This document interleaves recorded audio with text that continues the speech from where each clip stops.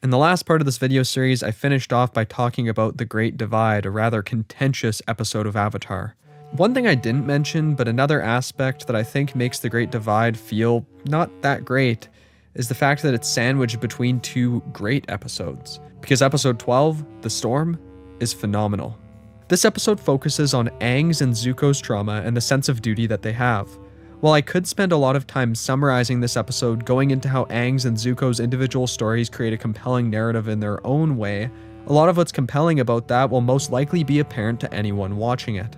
So here, I want to specifically focus on how this episode accentuates its meaning in the overall narrative by comparing Aang and Zuko. Of course, these comparisons are all implicit. No character ever says, "Man, Aang and Zuko, think about all the similarities and differences between you." I mean, they're hardly even in the same places this episode.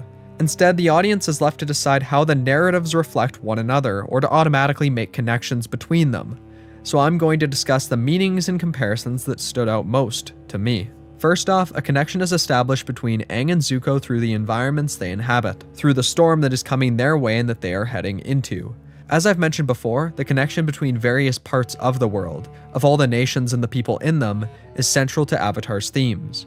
Having both Aang and Zuko encounter a problem caused by the weather, by the world and Earth itself, reflects these themes, and the way that they deal with this problem of the storm draws various connections between them. But we'll return to that part of this at the end of the episode. Next, both Aang and Zuko are confronted by the people that they are meant to care for, or at least that they feel they should care for. Zuko has an argument with his lieutenant, as his crew feels that they aren't cared for, and Zuko is growing careless with how he talks about them. Meanwhile, this old man is mad at Aang because he disappeared and left everyone to themselves, to 100 years of war and suffering, as he says.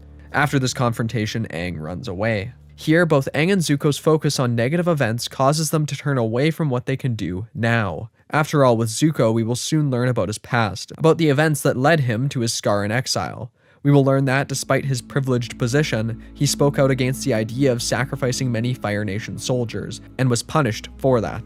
In this way, it was his care for the common people, for the soldiers who served his nation, that led him into this position where he chases the Avatar. Yet, now that he's been on the hunt for so long, he's beginning to lose the important good parts of himself that led him to this situation. Aang is similar. He's full of guilt over the fact that he ran away from the Air Temple, that he ran away from his people as the Avatar, and now that guilt is causing him to run away from the common people again. Of course, it's understandable, both in his case and Zuko's, that they are reacting this way. But in this, there's an important lesson. We might not be able to change what happened in the past, but we can try and do the right thing in the future. For Aang, that means not running away. For Zuko, that means knowing when to back down from his hunt for the Avatar and when to properly take care of his crew. This highlights the difference between Aang and Zuko's struggles. Aang needs to figure out how to embody his position in the first place, whereas Zuko needs to remember how to properly embody that position. For Aang, of course, this is the Avatar. For Zuko, this is as the leader of the Fire Nation, since that is, of course, the position he's going to occupy at the end of this series. Importantly, both Aang and Zuko's stories in these episodes involve them clashing with some sort of authority figures. For Aang, these are the monks at the Air Temple that place his position as the Avatar over his individual wants. For Zuko, it's his father and the other people who are high up in the military. Aang's response to a challenge from authority is to run, while Zuko's is to face it head-on. While it may seem better to face challenges head-on, in this episode Zuko needs to realize that sometimes you have to take a step back and stop. And he does realize that when he climbs up to save the helmsman who is put in danger by the storm, and admits that they need to let the Avatar go and get the ship to safety. Meanwhile, Aang needs to realize that, just because he ran away before, that doesn't mean he needs to keep running. As such, he heads out into the storm to save Sokka and this angry sailor. He faces his fears, and when he does end up underwater, his resolve is so strong that his Avatar powers don't simply protect himself like they did before. They propel him forward and protect his friends too. Aang has become stronger, surer in his duty, and can now use his powers for more than simply shielding himself. So Aang and Zuko's differing responses to the storm, to this similar event, show the differences between them and their mutual growth at the same time. As usual, the idea that the Avatar can bring people hope in the present is a focal point of this episode. However, here it becomes clear that Aang isn't only bringing hope to people he might expect to. He also brings Zuko hope, as Zuko sees Aang as his ticket to redemption. The complexity of Aang's position relative to other characters is evident in this, and as the complexity of Zuko's relationship with Aang is going to be further explored in the next episode, it's a good idea to make that fact explicit here. Also, this is a bit random, but hey, it's Azula. everyone's favorite nut job. Sure, it's a pretty small detail, but it's neat that she's included here. Anyway, I haven't even talked about the tragedy of Aang and Zuko's stories individually, about how compelling their differing reactions to inherited power are. However, that element of this episode is pretty evident just from watching it, so I'd rather not make this review series even longer than it is by focusing on that. Besides, there are going to be opportunities in the future to focus on that, at moments that are probably a bit better anyway. Either way, I really love this episode. It's one of my favorites in the show. Next up is the Blue Spirit. In this episode, Aang is captured by Zhao and imprisoned. As Sokka and Katara are sick and were not with him when he was captured, he seemingly has no one to rescue him. However, a mysterious figure wearing a blue mask breaks in and helps him. Close to the end of the episode, after Aang has escaped, it's revealed that Zuko is the one who saved him. While I really enjoy this episode, I don't have all that much to say about it. Overall, it's an exciting episode, with plenty of well-animated moments, and it moves Aang's and Zuko's relationship in a compelling direction. In order to protect his honor, in order to have a chance to regain what he's lost, Zuko goes to rescue Aang from the Fire Nation. He rescues Aang from the people he will need to deliver Aang to if he captures him. The complexity of Zuko, once again, is one of the most interesting parts of the series, and a huge part of what keeps it moving along throughout a largely episodic first season that could easily become stagnant if Zuko weren't such a great character. And the show doesn't tell us that Zuko does this because of his honor.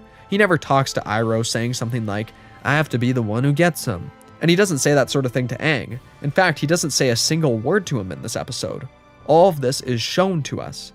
Now, it's not like there would be anything wrong with Zuko verbalizing some of his motivations in this episode, but I doubt it would add much.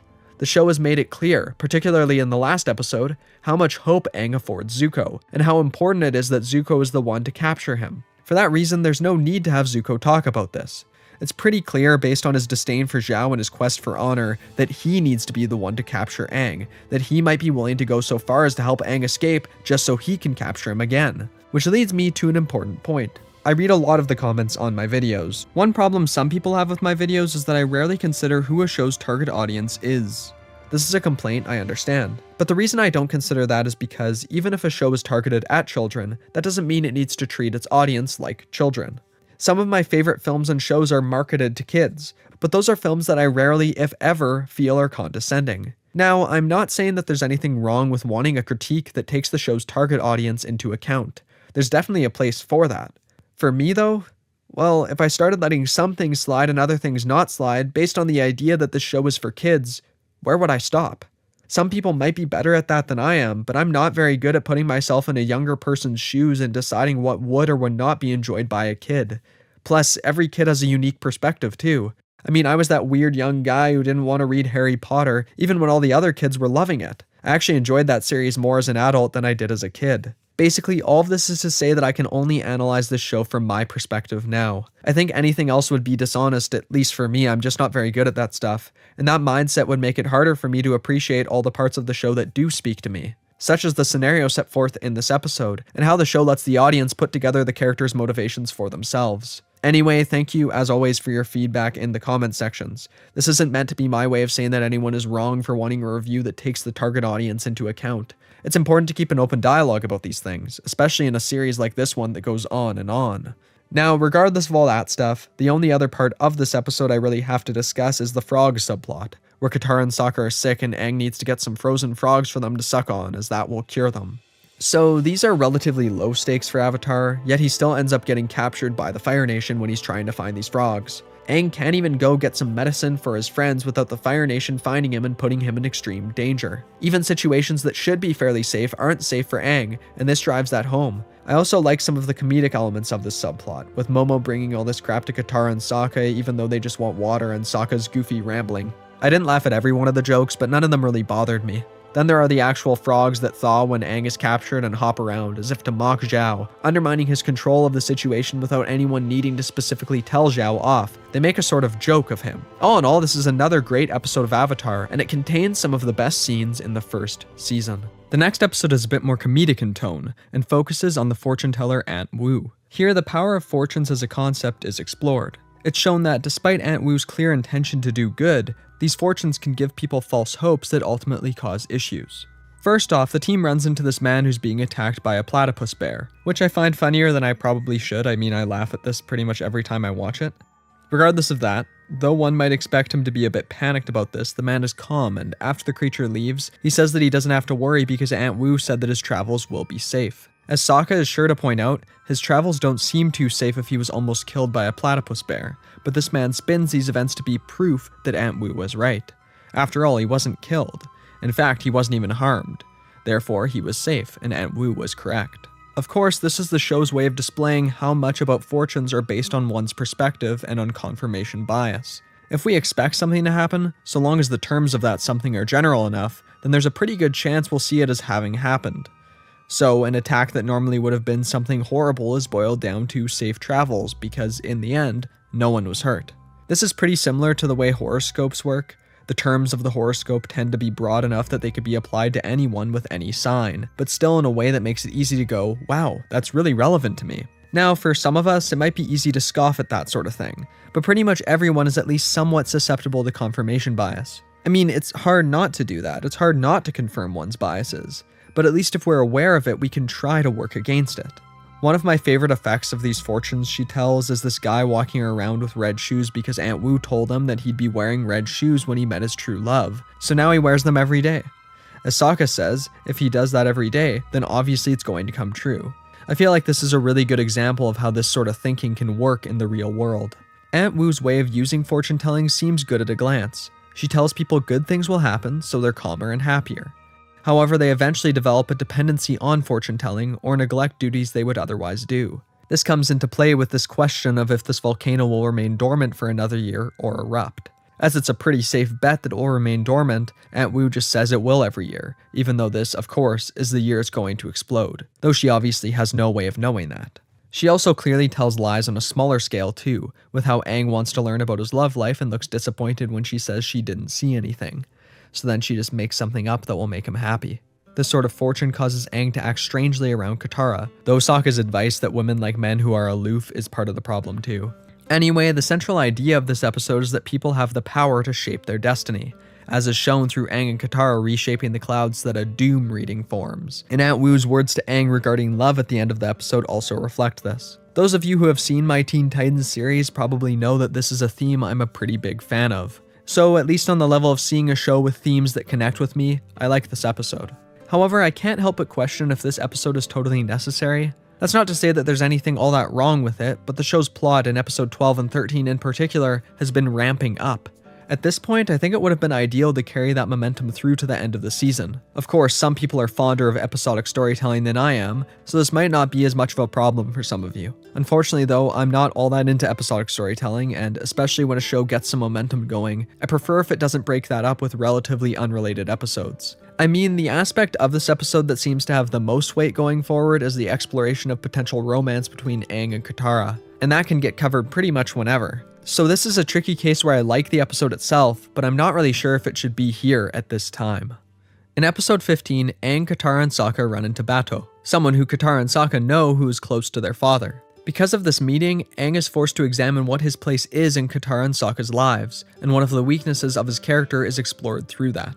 Basically, all this time, Katara and Sokka, along with Momo and Appa, are who Aang has. Everyone else has either aged a lot or is gone. These are the only people he has. So when he sees them with Bato, sees them eating sea prunes and resting on animal pelts, he has to recognize that there's a large difference between them, between their lifestyles, the way they grew up, and their memories. He has to recognize that there are other people who are important in their lives and realize that even if he isn't all they have in quite the same way as they're all he has, that doesn't mean that he's any less important to them. In rather harsh terms, we could say that the lesson in this episode is that no one can be someone's entire world.